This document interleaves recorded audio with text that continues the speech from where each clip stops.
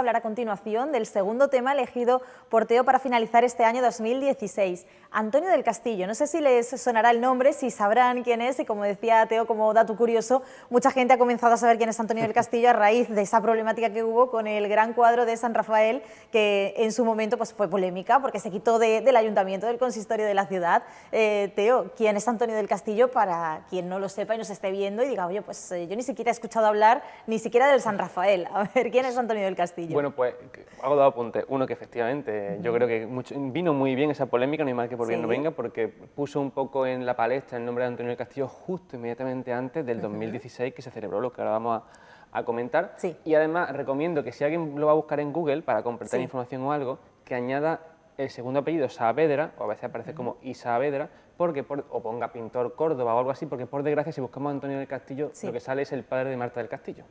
Con lo cual, por esa coincidencia de nombre, por lo cual para facilitarlo hay que añadir algo más que simplemente Antonio del Castillo. Pues bueno, es uno de los máximos exponentes del arte barroco cordobés, en este caso pintor, y se celebran, se han cumplido 4 siglos de que nació, porque nació en 1616 y, bueno, y murió en el mismo siglo XVII, en el mismo siglo en el que nació. Y sobre todo se han llevado a cabo 3 grandes exposiciones, que sí, igual que la del arqueológico que hemos comentado antes, está creo que hasta el 29 de enero. En el caso de las 3 exposiciones que ya están en marcha, Antonio del Castillo, inaugurada además una en octubre, otra en septiembre y otra en noviembre, una cada mes,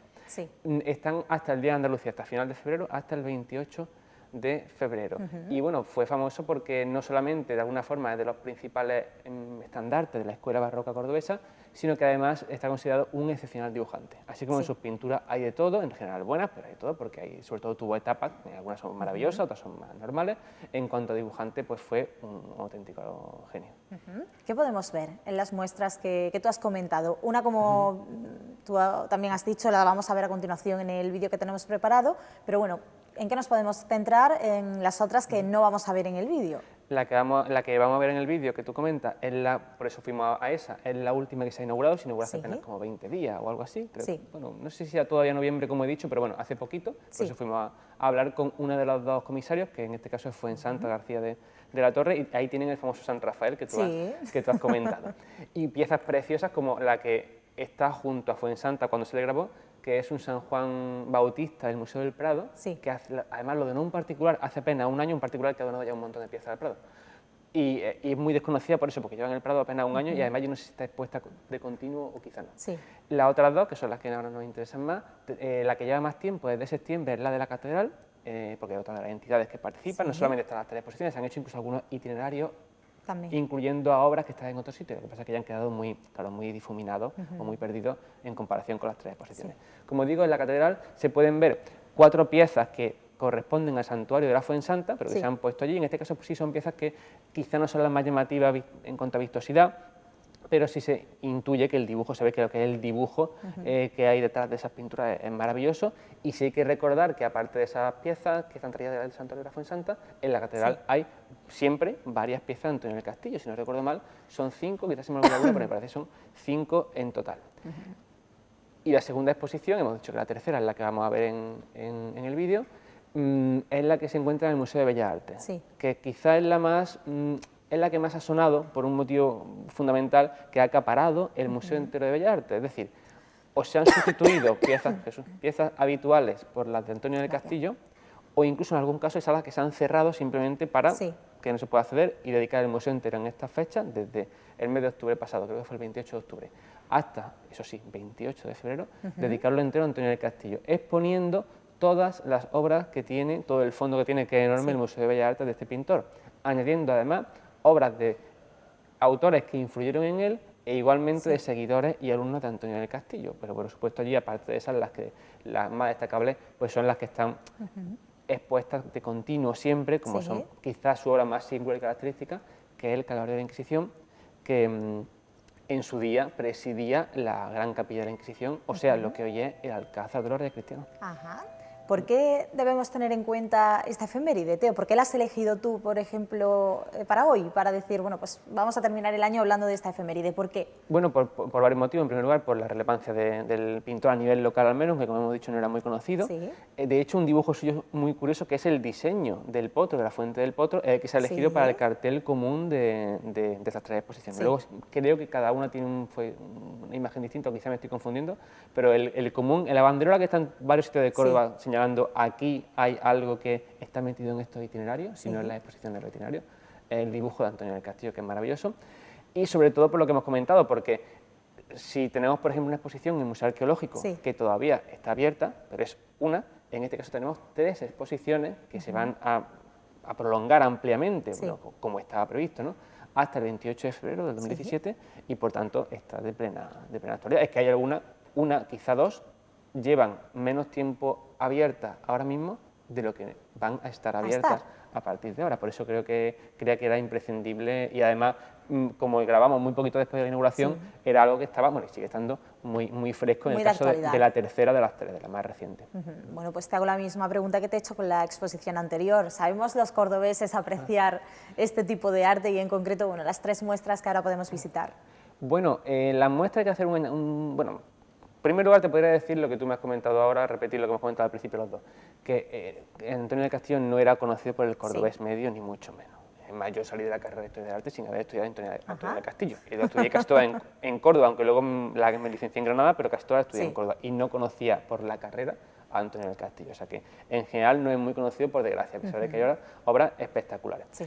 En segundo lugar, en esta muestra hay que tener en cuenta, hay que añadir que hay muchas obras que no son de Antonio del Castillo. Como he dicho, en el Museo de Bellas Artes hay muchas de autores previos que le influyen o de seguidores suyos, etc. Pero al mismo tiempo hay también que considerar o tener en cuenta que en la tercera de las 3 exposiciones, en la de Vincorsa, que es la que decimos que vamos a sacar, que hemos hecho la entrevista, pero creo que no hemos dicho dónde, en la sala Vincorsa, hay muchas piezas que no son suyas también, algunas muy curiosas. Por ejemplo, hay una preciosa junto al San Rafael de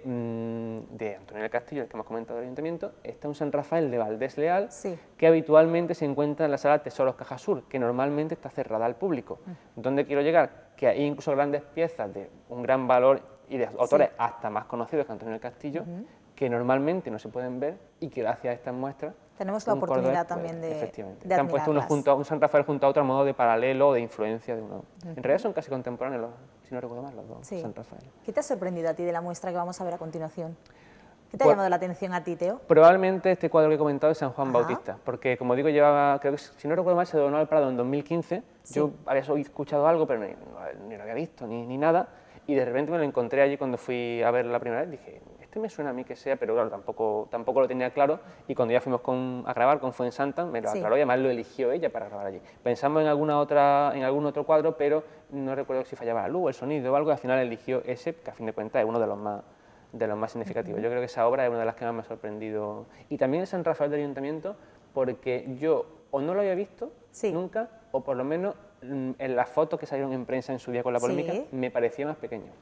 Y sin embargo bastante grande. ¿Te impresionó por...? Sí, vamos, no es que sea una cosa impresionante en sí, pero sí es más grande de la idea que yo tenía. Sí, de la idea que tú y que casi todo el mundo también tendrá de ese cuadro. Teo, si te parece, damos paso al vídeo, ¿de acuerdo? Para poder ver también con imágenes lo que tú has resumido también. Bueno, pues es otra muestra la que les vamos a ofrecer a continuación, que también pueden visitar. Como dice Teo, hay que aprovechar también las circunstancias, porque no solamente vamos a poder observar esa obra de Antonio del Castillo, que en su mayoría firma casi todas las obras que están en esa exposición. A continuación les dejamos con ese reportaje que firma Sara Campillo.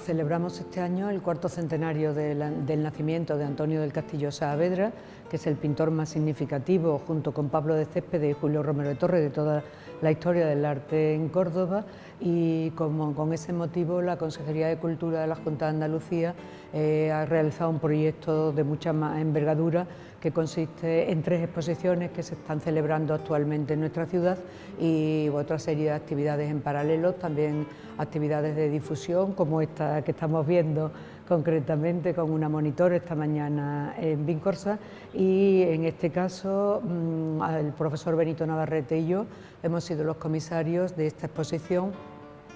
sobre Antonio del Castillo en la senda del naturalismo, en la que hemos pretendido explicar cómo el natural y el reflejo de lo real tiene una trascendencia fundamental en la obra de Castillo. Para ello hemos hecho una exposición con 44 obras, entre dibujos, grabados, pinturas y una escultura que nos van a guiar por esa senda del naturalismo, con 5 secciones, una en que hemos puesto las metáforas del silencio, que es las influencias de Lavinia Fontana, una pintora italiana que viene a España, y la influencia de su Virgen del Silencio en algunos artistas andaluces, fundamentalmente en Antonio del Castillo, y después seguimos con otra sección que hemos titulado De lo corpóreo a lo monumental, pintura versus escultura, en la que establecemos ese parangón entre pintura y escultura, pinturas que parecen esculturas pintadas, y también en paralelo la comparación con una escultura fundamental, que es la única de la exposición, pero que es fundamental para la influencia en lo que hemos querido contar, que es la escultura de San Pablo, del retablo de San Pablo de la Mezquita Catedral, que se atribuía a Pablo de Céspedes y recientemente se ha documentado como de Pedro Freile de Guevara, junto con unas pinturas de Céspedes y otra serie de artistas que han querido reflejar esa sensación de esculturas pintadas en sus obras, y ahí está representado el propio Antonio del Castillo, Sebastián Martínez, Herrera el Viejo, Valdés Leal, y la siguiente sección la hemos denominado la adoración de los pastores como pretexto de lo real, y en ella lo que hemos querido explicar básicamente es cómo, con la tradición que había en la pintura cordobesa y en general en la pintura andaluza, Castillo hace una serie de adoraciones de los pastores, de las que hemos podido traer 2, que reflejan por un lado la evolución de esa iconografía. Incluye también una figura muy característica de las adoraciones de los pastores del barroco, que se llama el pastor jocoso, porque siempre un niño, un pastorcillo que está riéndose y como invitando al espectador a participar de la escena. Y la cuarta sección la hemos dedicado a las imágenes como pretexto de lo sagrado, partiendo de las premisas del Concilio de Trento, que va a dar toda la normativa religiosa por la que las imágenes deben de transmitirnos, por un lado, la piedad, ese reflejo de toda la historia del cristianismo, y por otro lado también cómo los artistas asimilan esos principios religiosos y los principios que el propio arte de la pintura de Francisco Pacheco va desarrollando y normatizando. Y en esa sección tenemos una serie importante de obras de Francisco de Herrera el Viejo de nuevo, de Pablo de Céspedes también, y del propio Antonio del Castillo y Valdés Leal. Y en ellas están representados imágenes de San Francisco, de San Jerónimo, de la Inmaculada, y fundamentalmente me gustaría resaltar, por la significación para nuestra ciudad, 2 obras de una singularidad importante, que es por un lado el San Rafael de Antonio del Castillo, que está en el Ayuntamiento, y otro San Rafael de Valdés Leal del Palacio de Viana, que son 2 pinturas que consolidan la iconografía de San Rafael, del Arcángel Custodio, a lo largo de los siglos, desde 1651-52, que se realiza con motivo de un concurso que hace el Ayuntamiento para agradecer al Arcángel la salvación de una parte de la población de Córdoba de la peste. Y la última sección, que son las retóricas narrativas, en las que hemos reflejado toda esa tendencia